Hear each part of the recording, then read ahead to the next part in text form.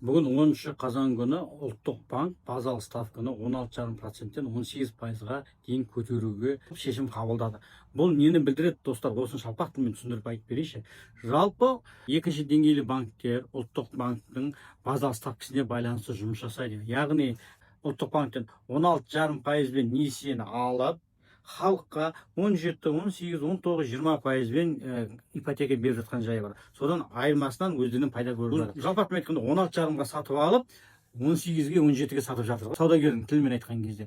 Енді сіздің алатын жеріңіз 16,5, оны 18-ге дейін көтеріп жіберсе, қалай ойлайсыз? 18-ден алып 18-ден бермейсіз ғой сіз. Тура сол сияқты енді банктерде 18%-ден алғаннан кейін олар енді процент ставканы көтеруге мәжбүр болып тұр. Енді олар 19-20-ға дейін тағы да көтереді. Яғни одан 19-20-мен жүріп жатқандар 21-22-ге дейін көтеріп жіберетін болады. Яғни бұл нені білдіреді? Бұл яғни басқа екінші деңгейлі банктегі ипотекалық пайыздың жоғарылауына әкеліп соғады деген сөз. Сондықтан екінші деңгейлі банктер әзірге процент ставкасын көтермей тұрған кезде қазір тезірек ипотеканы рәсімдеп алып қалуға тырысу керек деген сөз, достар.